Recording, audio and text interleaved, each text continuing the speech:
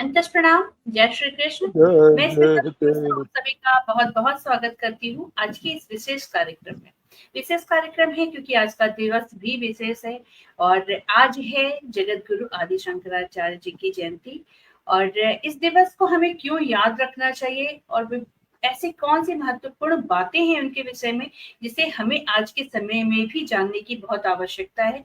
भारत की पहचान सनातन धर्म की जिस तरह से एक प्रतिष्ठा है और यहाँ की कण-कण में जो व्याप्त है, तो जगत गुरु आदि शंकराचार्य जी की क्या देन है इसमें, क्यों महत्वपूर्ण है, ये सारी बातें आज हमें जानने का मौका मिलेगा। और इन सारे बातों के लिए, इन सारे ज्ञान के लिए, जैसा कि एक लंबे समय से हमें सानिध्य प्राप्त है डॉक्टर रमेश चंद्र कृष्ण जी का, और आज एक लंबे समय के बाद एक बार फिर से हम उनके साथ यहाँ पे बैठेंगे, उनका सानिध्य प्राप्त करेंगे और इस विषय पे बातचीत करेंगे।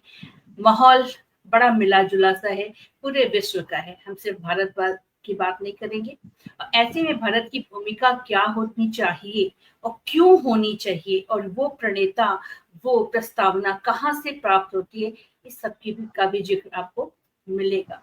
तो चलिए आज के इस बातचीत को, इस कार्यक्रम को और इस विशेष जयंती अवसर पे जगत गुरु आदि शंकराचार्य विषय को लेकर के हम यहाँ पे हाजिर हैं। आप सभी का स्वागत है और स्वागत है डॉक्टर रमेश चंद्र कृष्ण जी का। जय श्री कृष्ण गुरु जी। जय जय सादर प्रणाम आपको। जय। ओ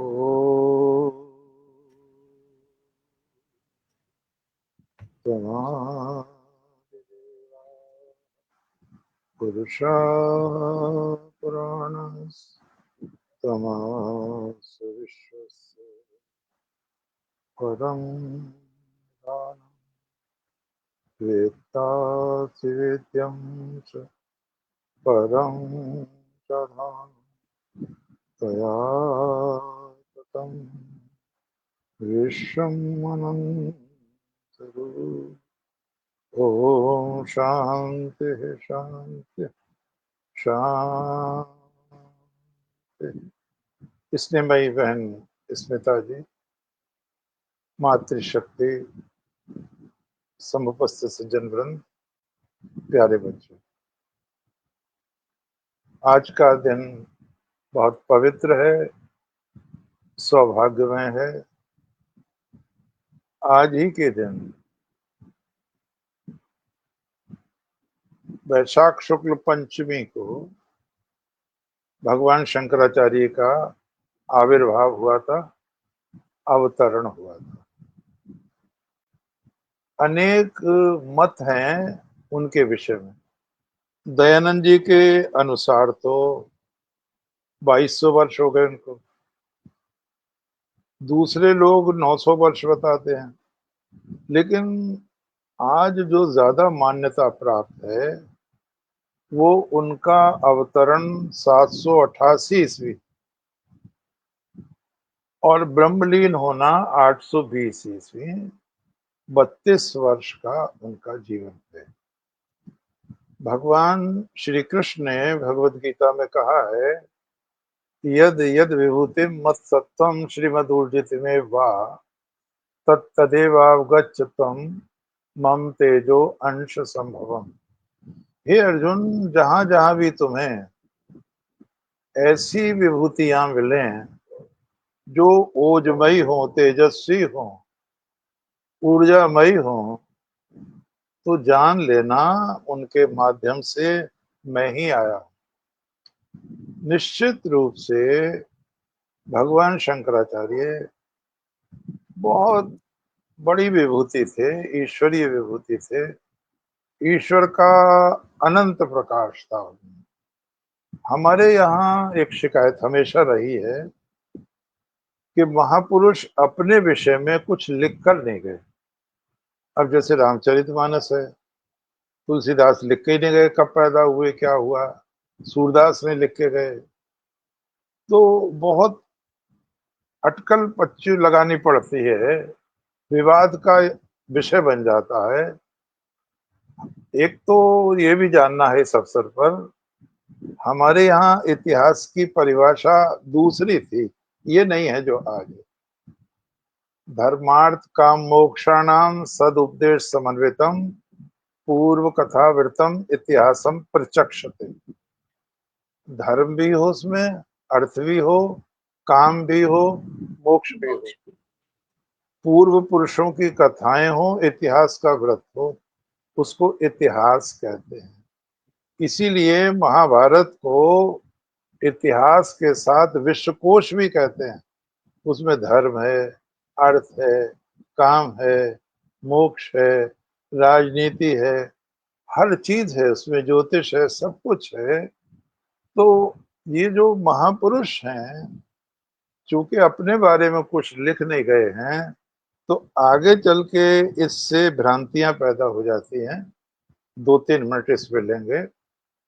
अब जैसे आपने मीरा पिक्चर देखी होगी, फिल्म देखी होगी, या कहानियां पढ़ी होंगी, तो उसमें लिखा है मीरा जब वृंदावन आए अकबर, तो दर्शन किए उन्होंने मीरा के और अपना हार चढ़ाया।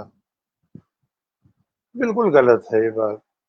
हाँ। मीरा जी का जो जन्म है सन 1498 का है, और उसके 44 वर्ष बाद अकबर का जन्म है, 1542 का। मीरा जी का स्वर्गवास सन 1548 में द्वारका में हुआ है। उस समय अकबर मात्र 6 साल का बच्चा था। तो क्या होता हुआ, कुछ भी नहीं था। इसी तरह मैं देखता हूँ ये मोबाइल ने बड़ा अंधेरगर्दी मचा रखी है कि महाराणा प्रताप का क्या संबंध था मीरा से। वो उस खानदान में ही ब्याही थी, महाराणा प्रताप के चाची लगती थी। महाराणा प्रताप 1540 में पैदा हुए हैं, तो इस दृष्टि से वो भी छोटे हैं उनसे।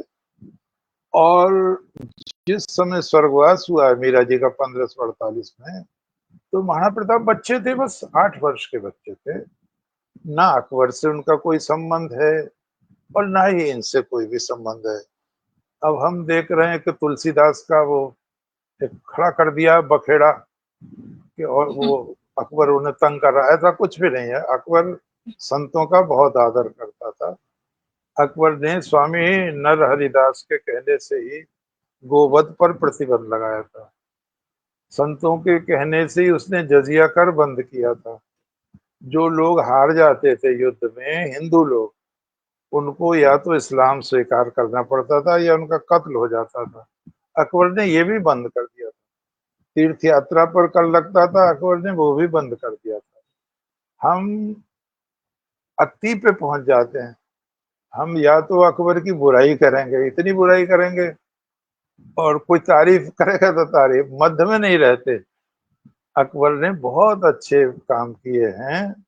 माना राजनीतिक दृष्टि से कुछ ऐसे काम हैं जिनका पक्ष नहीं लिया जा सकता, लेकिन और शासकों की अपेक्षा जिन्होंने हिंदुओं का जीवन ही दूभर कर दिया था, अकबर ने 50 वर्ष शासन किया है। और सबसे बड़ा प्रमाण तो छत्रपति शिवाजी है। अकबर का आदर किया उन्होंने। अर्जुन देव को जब जहांगीर ने सजा दी है, तो उन्होंने भी अकबर का नाम लिया है।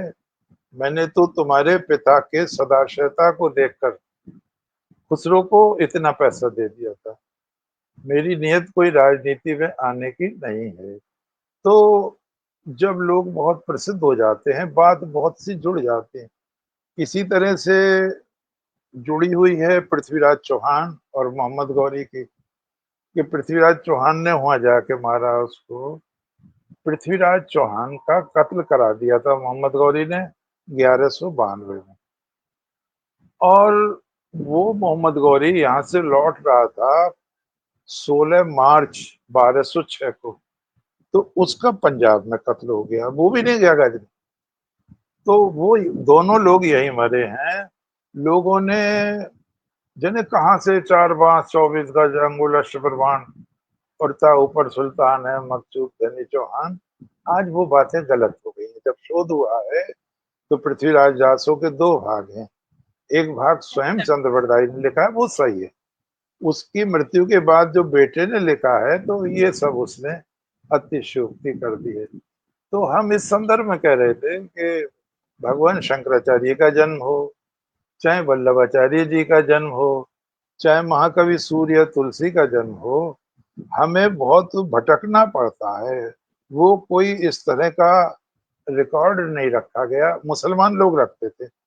अल-बरूनी ने बहुत अच्छा इतिहास लिखा है। अल-बरूनी को ये शिकायत है कि हिंदू लोग इतिहास का सही आकलन नहीं रखते। जब उनसे पूछा जाए इस घटना को कितने दिन हो गए, तो कहते बहुत दिन हो गए। आज भी हम ऐसा कहते हैं गांव में, चौपाल में, कि कितने बहुत दिन हो गए। पुरानी बात है। बहुत, हाँ बहुत दिन हो हम्म। गए, पुरानी बात हो गई। तो हम भगवान शंकराचार्य का जो जन्मदिन मना रहे हैं, तो 2025 में से 788 घटा देंगे तो इतना आ जाएगा, ये बना रहे। 1988 में अगर आपको ध्यान हो, तो विश्व हिंदू परिषद ने 1200वीं जयंती मनाई थी। 1200 हो रहे तो समय, 788, 1988। तो विश्व हिंदू परिषद के एक अधिकारी थे यहाँ, ईश्वरी प्रसाद नाम था। मेरे पास आए, बोले हम भगवान शंकराचार्य जी की जयंती मना रहे हैं, और शायद जहां तक मेरा ख्याल है 14 जगह व्याख्यान होने हैं, तो आप ज्यादा से ज्यादा हमें समय दे दें। मेरी भी रुचि की बात है, मैं भी उस समय पीएचडी में शंकराचार्य थे मेरे अंदर, तो बहुत पढ़ा था मैंने, अच्छा पढ़ा था, बहुत तो नहीं कहना चाहिए। मैंने कहा ठीक है। अब 14 जगह में जहां तक मुझे ध्यान है, 12 जगह व्याख्यान दिया मैंने। लेकिन मुझे देख के ही बड़ा आश्चर्य हुआ, आज विचार करना पड़ेगा। 2 जीप भर के साधु भर रखे थे, एक भी साधु ने 5 लाइन शंकराचार्य जी पर नहीं की।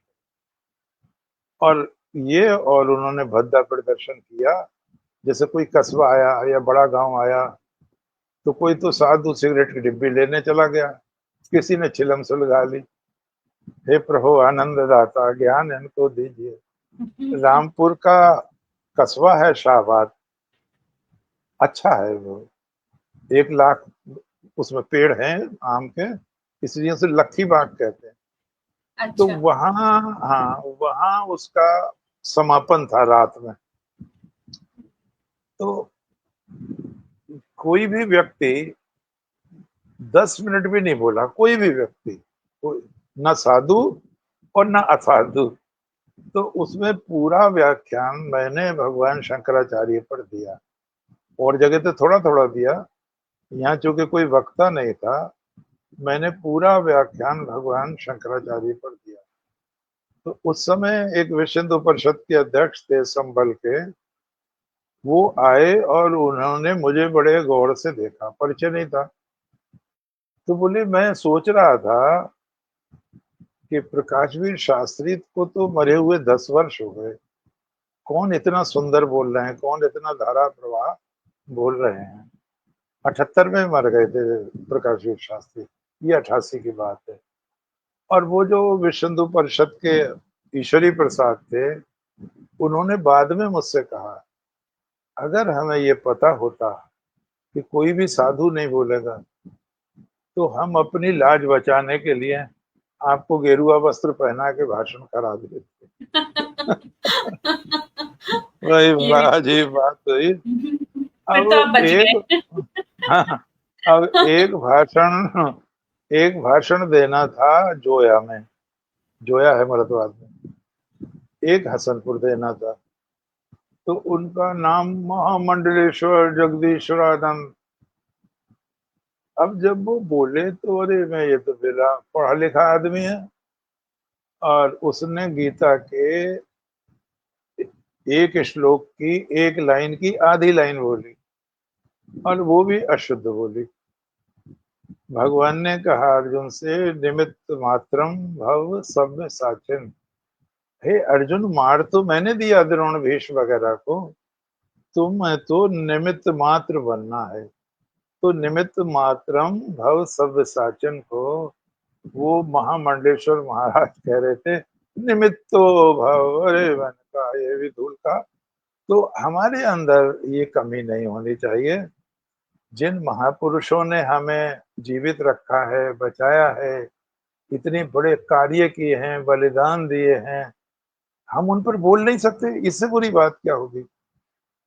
एक बार और जरा से उदाहरण दूं, एक बार गुरु तेग बहादुर जी के बलिदान दिवस पर बोलना था, तो सरदार बच्चे छुट्टी करा ले गए। कॉलेज है हमारा कांठ में, 40 अध्यापक थे। तो एक वो जो स्टेज संभाल रहे थे मंच को, वो सबसे पूछ रहे थे आप बोलेंगे आप। सारे अध्यापकों ने मना कर दिया। तो मुझे लगा कि ये पब्लिक में क्या संदेश आ जाएगा, क्या पढ़ाते होंगे ये मास्टर लोग, तुम एक महापुरुष के बारे में दो शब्द नहीं कह सकते।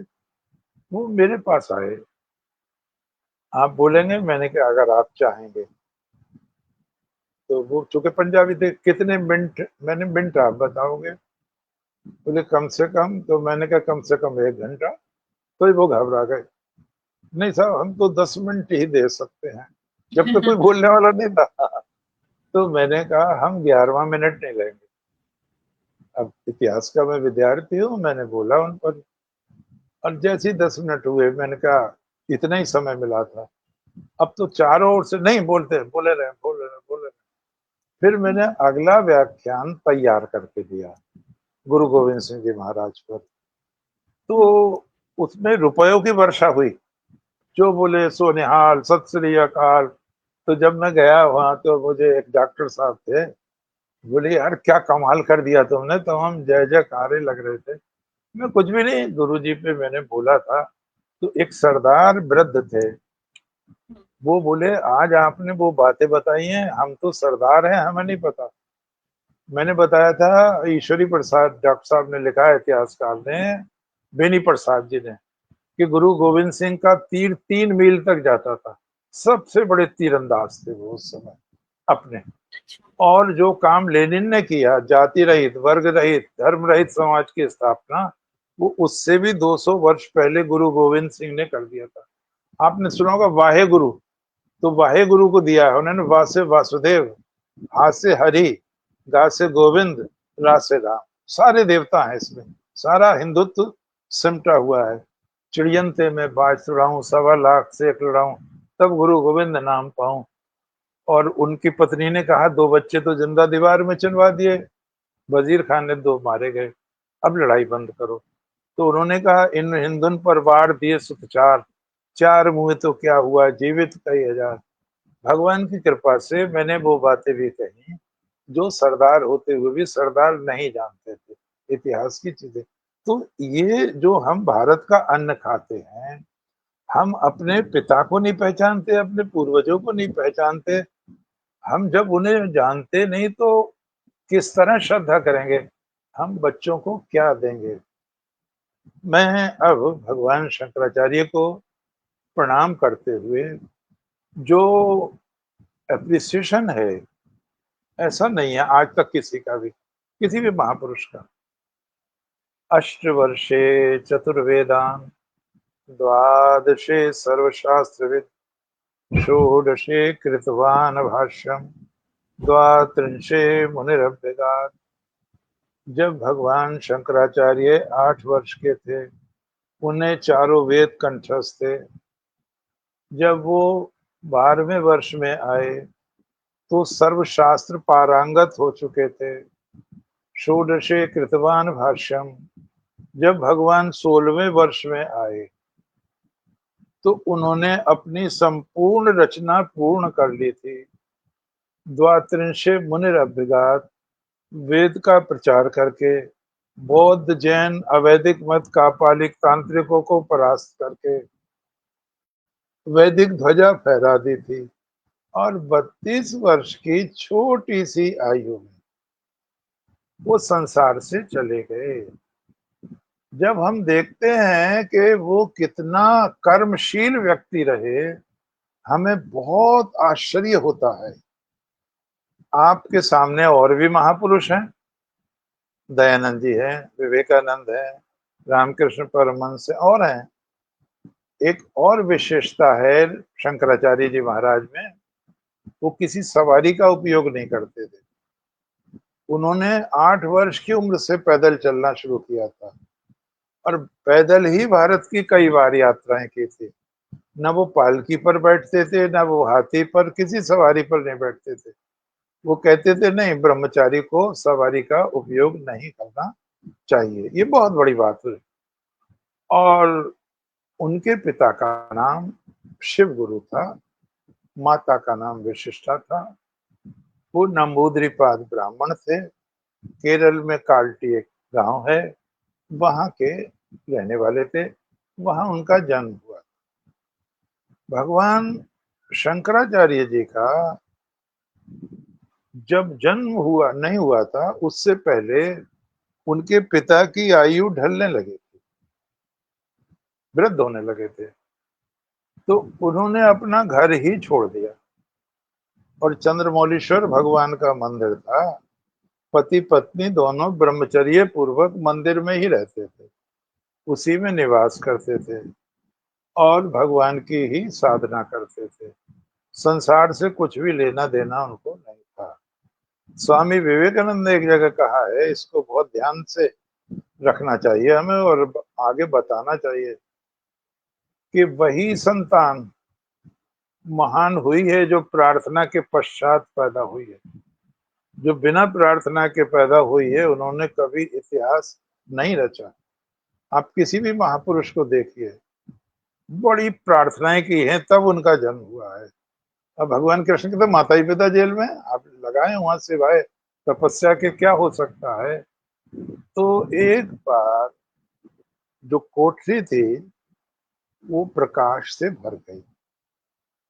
शिव गुरु ने देखा भगवान शंकर खड़े हैं सामने, उनको साष्टांग प्रणाम किया भगवान को।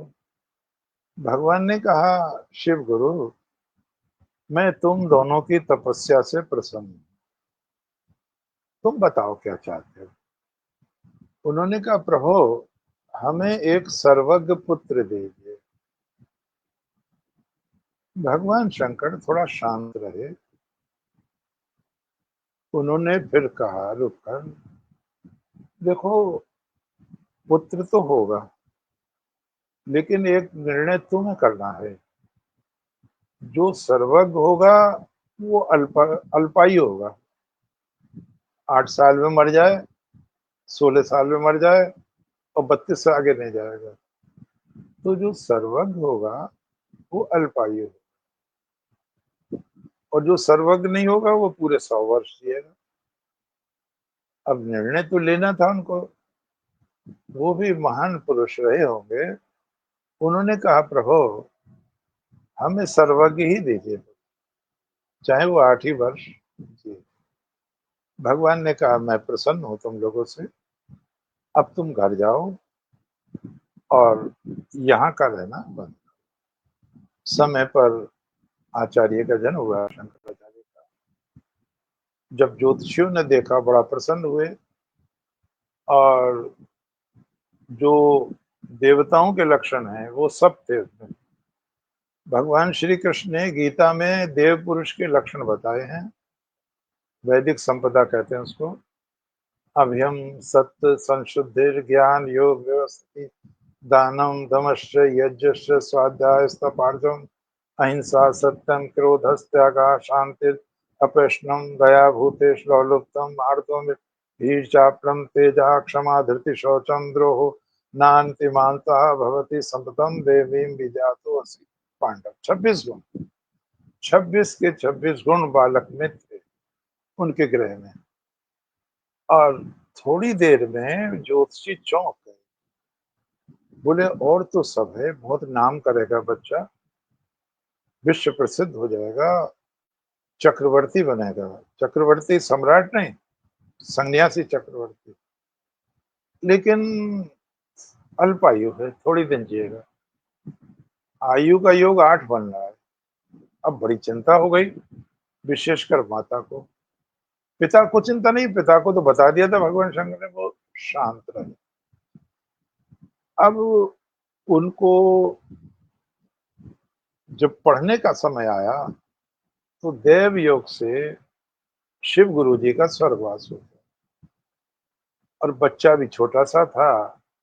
माँ विशिष्टा उसे बच्चे को लेके अपने मैके चली गई, और जब वो 2 वर्ष का हुआ तो वो वापस आई, और उन्होंने उसको 5 वर्ष की उम्र में गुरुकुल भेजा।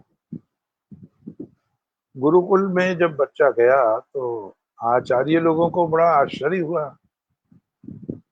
जो बच्चे बड़े पढ़ते थे, वेद पढ़ते थे, उपनिषद पढ़ते थे और चीजें, वो बच्चा एकदम सब कंठस्थ कर लेता था। 5 वर्ष का बच्चा जिस कोर्स को, जिस पाठ्यक्रम को 20 वर्ष लगते थे, बालक शंकर ने 2 वर्ष में उसको पूर्ण कर लिया। और बहुत शुद्ध उच्चारण, लोगों को आश्चर्य होता था उसका। वेदों पर, उपनिषदों पर, ब्राह्मण ग्रंथों पर, सूत्र ग्रंथों पर, जिन पर बड़े बड़े विद्वान चक्कर खा जाते हैं, वो बहुत सुललित व्याख्या करता था। गुरुओं ने ऐसा बच्चा कभी नहीं देखा था। गुरु भगवान ने कहा, बेटे तुम तो पूर्व जन्म के सिद्ध पुरुष हो, हम तुम्हें नहीं पढ़ा सकते। हम जो भी पढ़ाना चाहते हैं तुम्हें आता है वो सारा का सारा। तो ये प्रमाणित हुआ 8 वर्षे चतुर्वेदा। 8 वर्ष की उम्र में चारों वेदों पर आधिपत्य था। द्वादशे सर्वशास्त्र। जब भगवान 12वें वर्ष में आए तो कोई भी ग्रंथ ऐसा नहीं था। वैदिक तो थे ही थे, जैनियों के ग्रंथ, बौद्धों के ग्रंथ, तांत्रिकों के ग्रंथ, भैरवियों के, कापालिकों के, कोई भी ग्रंथ ऐसा नहीं था जिस पर उनका अधिकार ना हो। लोगों को बड़ा आश्चर्य होता था, कहाँ इन्होंने बौद्ध ग्रंथ पढ़े हैं, कहाँ जैन ग्रंथ पढ़े हैं, कहाँ तांत्रिक ग्रंथ पढ़े हैं, कहाँ भैरवी ग्रंथ पढ़े हैं। एक आश्चर्य था, जो भी उन्हें देखता था वो आश्चर्यचकित रह जाता था कि जो चीज किसी ने सुनी भी नहीं वो ये जानता है सब के सब। तो अष्टवर्षे चतुर्वेदा, द्वादशे सर्वशास्त्र। 12वें वर्ष में वो सर्वशास्त्रज्ञ हो गए। जितना भी वांग्मय था भारतवर्ष में, आस्तिक और नास्तिक दोनों प्रकार का, वो सब उनको कंठस्थ, सब पर उनका अधिकार था। वो घंटों व्याख्या कर सकते थे, चाहे बौद्ध धर्म की करा लो, जैन धर्म की करा लो, तंत्र मार्ग की करा लो, किसी की भी। अब न्याय दर्शन की करा लो, सांख्य दर्शन की करा लो, योग दर्शन की। ऐसा व्यक्ति बहनों, भाइयों, प्यारे बच्चों, सृष्टि में कभी नहीं देखा गया था। एक आश्चर्य था, एक चमत्कार था। और इतने सुंदर थे भगवान शंकराचार्य, आप उनका चित्र ही देख लो। इतना सुंदर बच्चा ही नहीं था धरातल पर, इतने सुंदर थे वो। और जो देखता था देखता ही रह जाता था। भगवान शंकराचार्य जी को जब आचार्यों ने सम्मान पूर्वक विदा कर दिया तो वो अपने गांव में पढ़ाने लगे। शंकराचार्य जी, आश्चर्य था, पढ़ाने वाला बच्चा 8 वर्ष का, पढ़ने वाले 80-80 वर्ष के बैठे हैं सामने। बड़ी ख्याति हो गई उनकी, बहुत जल्दी ख्याति हो गई। तो राजा का नाम राजशेखर था, केरल के। उन्हें जब पता चला कि एक बच्चा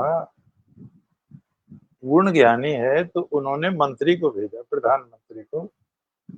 सोने के थाल में सिक्के भेजे, चांदी के वस्त्र भेजे और हाथी भेजे। और ये कहा उन्हें प्रणाम करके, ये सब निवेदन करके बुला लाओ। अब गांव में भीड़ लग गई। हाथी आया, हाथी आया, छोटा सा गांव था। प्रणाम किया उसने, भगवान पढ़ा रहे थे उस समय भी। तो प्रधानमंत्री को भी आश्चर्य हुआ, पढ़ाने वाला बच्चा है, पढ़ने वाले तो बड़ी बड़ी उम्र के बैठे हैं। तो उसने प्रणाम करके कहा, आचार्य ने कहा कैसे आया, परिचय दिया उसने अपना कि मुझे महाराज ने भेजा है, ये तो स्वर्ण है और ये वस्त्र हैं, भेंट आपको, और ये सवारी है हाथी। हाँ। भगवान शंकराचार्य ने कहा, राजा से ये कहना, राजा का ये कार्य है, राजा का ये कर्तव्य है। ब्राह्मण, क्षत्रिय, वैश्य, शूद्र, चारों अपने अपने कार्य को ईमानदारी से अंजाम दें। राजा का ये कर्तव्य नहीं है वो पैसे का लालच देकर ब्राह्मणों को लुभाए। मुझे स्वर्ण से कोई मतलब नहीं। जो पेट में आवश्यकता है वो हमें मिल जाता है, इतना है हमारे पास। उसने बहुत प्रार्थना की, उन्होंने कुछ भी स्वीकार नहीं किया। जब उसे जाना पड़ गया बेचारे को, तो राजा स्वयं आए। राजा ने भी वो दृश्य देखा, प्रणाम किया, और राजा ने कहा कि ये तो हम संकल्प कर चुके, ये जो दान है मैं तो इसे ले नहीं सकता। तो भगवान शंकराचार्य ने कहा मैं भी नहीं ले सकता, अब क्या हो इसका। तो उन्होंने कहा बांट दो गरीबों। भगवान शंकराचार्य ने कहा बांट दो। तो जो भी लोग वहां उपस्थित थे वो सब बंटवा दिया। अब राजा की श्रद्धा आचार्य के प्रति और बढ़ गई। माँ, पिता मर चुके थे, माँ और बेटे। माँ रोज आना, अलवाई नदी भी कहते हैं, इसे पूर्णा नदी भी कहते हैं, स्नान करने जाते थे। एक दिन क्या हुआ, कमजोर हो गई थी वो बहुत, गर्मी थी भयंकर, तो वो मूर्छित होकर गिर पड़ी। बालक ने कहा माँ नहीं आई, और देखा तो माँ तो बेहोश पड़ी है। पानी के छींटे उटे डाल के उन्हें जगाया, और माँ बोली बेटे पूर्णा नदी बहुत दूर है, मैं थक जाती हूँ। तो भगवान के जीवन चरित्र में आता है कि उस रात भगवान शंकराचार्य सोए नहीं। उनके कुल देवता भगवान कृष्ण थे, ये जानना चाहिए।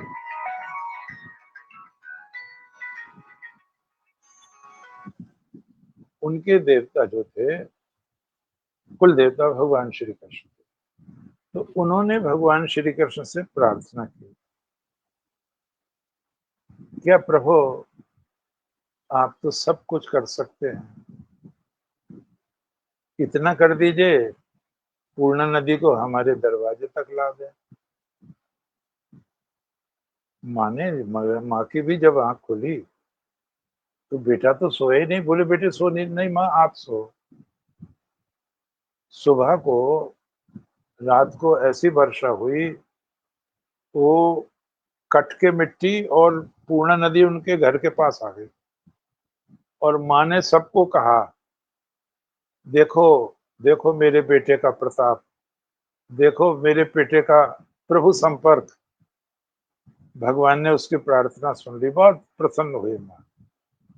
एक बार क्या हुआ, वो जो विगत जन्मों के भी वो योगी थे, कई जन्मों के योगी थे, उन्हें रहना नहीं था संसार में, लेकिन माँ को नाराज भी नहीं करना चाहते थे, और कोई था भी नहीं माँ के पास उनके अलावा। तो वो बहाना ढूंढ रहे थे संन्यास लेने का। माँ ने मना कर दिया। वो ब्याह करना चाह रही थी, उन्होंने कहा ब्याह तो नहीं करूंगा। अच्छा ना कर, रह तो यहीं जा। एक दिन जब वो नहाने जा रही थी, तो बालक तो निकल आया नहा के, वो माँ तो निकल आई, बेटा अभी नदी में ही था। अचानक नाके ने पकड़ लिया, पैर पकड़ लिया उनका नाके, और माँ माँ माँ वो चिल्लाने लगे। माँ भी बेचारी भागी हुई आई। उधर से कहते धीवर लोग आए, जाल डाला। तो आचार्य ने, शंकर ने, बालक ने ये कहा माँ देख मैं मर तो रहा ही हूँ, अब तो मुझे संन्यास संन्यास लिया। लेने की आज्ञा दे। अगर तूने मुझे आज्ञा दे दी तो इसी से मोक्ष मिल जाएगा मुझे। तो मरता क्या ना करता, माँ ने आज्ञा दे दी। लेकिन आश्चर्य ये हुआ कि जैसे ही आज्ञा मिली तो दो तरह के स्टेटमेंट आते हैं। एक तो ये कि नाका पकड़ लिया धीवरों ने जाल डाल के, दूसरा ये आता है कि नाका ही गायब हो गया। तो माँ को लगा कि बच्चे ने अवतार योग है, अपनी माया से मुझे ठग लिया। माँ को ऐसा लगा। दोनों तरह के वर्णन है। आप स्वतंत्र हैं, बुद्धिवादी लोग हैं, जो भी घटना चाहें मान सकते हैं। हमें किसी अंधविश्वास में नहीं पड़ना। दोनों बातें हो सकती हैं। बिल्कुल बिल्कुल। तो माँ समझ गई। माँ ने कहा रुको, अभी जल में ही रुको, एक वचन तुम भी हमें दो। माँ मांगो, मेरा अंत्येष्टि संस्कार तुम ही करोगे। बालक ने हाथ उठा के भगवान को साक्षी करके, माँ मैं वचन देता हूँ। माँ ने कहा तुम भूल रहे हो, सन्यासी सन्यासी नहीं कर। अंत्येष्टि संस्कार नहीं कर सकता। बालक ने कहा मुझे पता है माँ, फिर तुम कैसे कह रहे हो? माँ, जब मुझे परमात्मा प्राप्त हो रहे हैं और मैं ब्रह्म स्वरूप हो जाऊंगा, तो मैं विधि निषेध से अपने आप ऊपर उठ जाऊंगा? क्या बात कही? हर कोई नहीं समझेगा सर को। जब मैं हम्म। स्वयं ब्रह्म हो जाऊंगा तो क्या विधि निषेध रहेगा मेरे लिए? मैं वचन देता हूं। अब माँ ने भी आसानी से नहीं छोड़ा। तुझे कैसे पता चलेगा मैं मर रही हूँ? तू तो चला जाएगा, जाने कहाँ होगा, इतना बड़ा भारत है। उन्होंने कहा माँ, जब भी आपका समय आएगा मुझे पता चल जाएगा, और मैं आकाश मार्ग से आ जाऊंगा, आकाश मार्ग से। उन्होंने कहा ठीक है। अब एक ये हो गया आपत संन्यास। संन्यास तो लिया आपत्ति में, अब विधिवत संन्यास लेना था। अब आचार्य ने कहा माँ मुझे आज्ञा दो, अपने हाथ से मुझे गेरुआ पहनाओ। माँ रोने लगी और बोले बेटे अब मुझे कितने दिन जीना है, थोड़े दिन रुक जा तू, मैं बढ़ जाऊं तो कुछ भी कर लेना। आचार्य ने कहा नहीं माँ, अब तो मैं जाऊंगा। माँ ने कहा बेटे यहीं कुटी बना के रह लो, एक दो मील आगे, तब भी नहीं माने। आप कल्पना करें, 8 वर्ष का बच्चा, एक हाथ में दंड, दूसरे में कमंडल, और कहाँ जा रहा है किसी को पता ही नहीं। भगवान राम आए, भगवान श्री कृष्ण आए। भगवान राम तो राजाओं के बालक थे, भगवान कृष्ण के साथ भी सैकड़ों ग्वाल बाल हर समय रहते थे। लेकिन ये जो लीला कर रहे हैं भगवान शंकर आचार्य, ये तो अकेले इतिहास रच रहे हैं, कोई साथी नहीं है बिल्कुल भी, कोई मार्ग बताने वाला नहीं है। आज भी आप देखते हैं जंगल में खतरा है, शेर है, चीता है, दूसरे हिंसक जीव हैं, डकैत हैं, सारी चीजें। आज से 1300 वर्ष पहले, जब सड़कें नहीं थी, जब रास्ते नहीं थे, कैसा होगा वो बालक? शंकराचार्य बालक जिधर से निकलते थे, ठगे से रह जाते थे लोग। अरे ये किसका बच्चा है, ये कहाँ जा रहा है? वो किसी से बोलते नहीं थे। जहां दोपहर होती थी किसी वृक्ष के नीचे लेट जाते थे, रात में किसी मंदिर में रुक जाते थे, भिक्षा मांग के खा लेते थे। और अंकरेश्वर में आ रहे थे वो, यहाँ मध्य प्रदेश में। उन्होंने सुन रखा था भगवान पतंजलि के शिष्य गौड़पाद आचार्य के शिष्य गोविंद पाद आचार्य 1000 वर्ष से समाधि लगाए हुए हैं गुफा में। उन्होंने ये सुन रखा था शंकराचार्य ने, मैं उनसे योग की दीक्षा प्राप्त करूंगा। रोज आना चलते थे, और जो भी देखता था वो आश्चर्यचकित होता था। वो किसी से बात करते नहीं थे। स्त्रियां रोने लगती थी उन्हें देख के। उनके हृदय में बड़ा आवेग होता था, लेकिन जो परमहंस के लक्षण हैं वो बिल्कुल अलग। न उन्हें राग था, न द्वेष था, न मोह था, न ममता थी। वो लक्ष्य की ओर बढ़े चले जा रहे थे। महीनों की यात्रा के बाद वो आ गए तीर्थ में। वहां उन्होंने कहा यहाँ क्या पूज्यपाद गोविंद आचार्य जी समाधिस्थ हैं? संतों ने बताया हाँ समाधिस्थ। बाल शंकर ने पूछा कब से? बोले लगभग 1000 वर्ष से समाधिस्थ। आपने देखा है पता नहीं योगी लोग सब रोक लेते हैं, दिल विल रोक लेते हैं, सांस रोक लेते हैं। देखा तो अब नहीं ये है लेकिन सुना जरूर है, पढ़ा है। चूंकि अब इतने बड़े योगी है नहीं, पहले ये सब होता था, हम्म। इसीलिए आयु बढ़ा लेते थे वो। तो वो 1000 वर्ष से समाधिस्थ। आचार्य ने बालक ने पूछा क्या मैं उनके दर्शन कर सकता हूँ? तो संतों ने कहा हम तो बुढ़े हो गए उनके इंतजार में, हम भी उनसे दीक्षा लेना चाहते थे और रोजाना यही सोचते हैं कल समाधि खुल जाएगी, आज खुल जाएगी। हम भी 80-80, 90-90, 100-100 साल के हो गए बेटा। तो बोले मैं दर्शन कर सकता हूँ? बोले हाँ, अंधेरा है, गुफा का रास्ता तंग है, दीपक जला के जाना। बालक ने दीपक लिया, जलाया, अंदर गए तो बहुत लंबी देह यष्टि थी उनकी, पिंजर मात्र रह गया था। बड़ी बड़ी भुजाएं, लंबा, बड़ी बड़ी आंखें, बंद आंखें, सांस कुछ नहीं चल रहा था।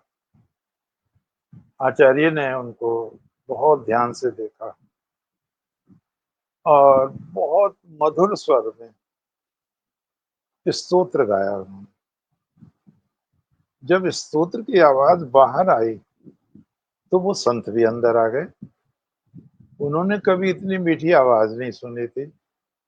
ज्यों ज्यों स्तोत्र की पंक्तियां ऊपर बढ़ती जाती थी त्यों तो उनमें हलचल होने लगी। योगी महाराज में, गोविंद पाद आचार्य जी में। और जैसे स्तोत्र की अंतिम पंक्ति पूर्ण हुई तो बड़े बड़े नेत्र खुल गए, जय जयकार हो गया, सारे लोग चरणों में लौट गए। उन्होंने बच्चे को देखा, कौन हो तुम? नाम बताया उन्होंने। क्यों आए हो? आपसे योग की शिक्षा प्राप्त करने आया हूं। ठीक है, अभी प्रतीक्षा करो। योगी फिर समाधिस्थ हो गए, लेकिन आचार्य शंकर को विश्वास हो गया कि मुझे उन्होंने स्वीकार कर लिया है। एक इसी तरह की एक हल्की सी घटना है जिससे पता चलता है कि शंकराचार्य भगवान का हृदय कितना विशाल था। जब वो 5 वर्ष के थे तो भिक्षा मांग रहे थे, एक ब्राह्मणी आके रोने लगी। घर में चावल का दाना भी नहीं था। फिर उसे ध्यान आया एक आंवला रखा है। आंवला आधा खाया। वो गई और आंवला उनके हाथ में और रोने लगी। भगवान शंकराचार्य ने लक्ष्मी का स्तोत्र बना के गाया। लक्ष्मी जी प्रकट हुई, क्या चाहते हो वत्स? माँ, इनकी निर्धनता दूर कर दो। तो माँ ने कहा इन्होंने कोई दान नहीं किया पिछले जन्म में जिससे मैं इनको धन दे सकूं। तो आचार्य ने बड़े भोलेपन से कहा माँ ये तो देख रही हो आप, एक आंवला दिया है अभी मुझे। और लक्ष्मी जी भी हंस पड़े, बोले ठीक है तथास्तु। और आचार्य ने कहा माँ, आपकी निर्धनता का ये अंतिम दिन होगा। अगले दिन जब उठा वो दंपति, ब्राह्मण दंपति, तो स्वर्ण के आंवलों से पूरा आंगन भरा हुआ था। तो इससे ये लगता है कि शंकराचार्य जी का हृदय कितना उदार रहा होगा। थोड़े दिन बाद वो तो समाधिस्थ हो गए गुरु जी। थोड़े दिन बाद बाढ़ आ गई और इतनी बाढ़ आई कि पानी अंदर आने को तैयार हो गया गुफा में। अब हलचल ये हो गई कि समाधि में से उठाना पाप है किसी को, और ना उठाएं तो जीवन खतरे में हो जाएगा। तो शंकराचार्य ने, बालक ने कहा घबराओ मत। वो गए और किसी कुम्हार के हाथ से एक घड़ा लाए और घड़े का मुंह उन्होंने नर्मदा की तरफ कर दिया, पीठ गुफा की तरफ कर दिया। लोगों ने देखा कि जल तो आता है और इसी में प्रतिहत हो जाता है, गायब हो जाता है, और धीरे धीरे वो जल वापस होने लगा, उतरने लगी पहाड़। चारों ओर हलचल मच गई। एक बालक ने घड़े में नर्मदा बंद कर दी, एक बालक ने नर्मदा को घड़े में बंद कर दिया। उधर गुरुजी की समाधि खुली तो गुरुजी को बताया कि आपके प्राणों की रक्षा एक बालक ने की है। बोले वही बालक जो पहले स्तुति कर रहा था? बोले हाँ, बुलाओ उसको। गोविंद पाद आचार्य ने कहा, देखो मेरे गुरु ने कहा था एक बालक आएगा और तुम उसे दीक्षा देकर वापस आ जाना, ब्रह्मलोक आ जाना। मैं तुम्हारी वजह से ही पृथ्वी पर हूं। और उन्होंने पहचान बताई थी कि वो नर्मदा को घड़े में रोक देगा।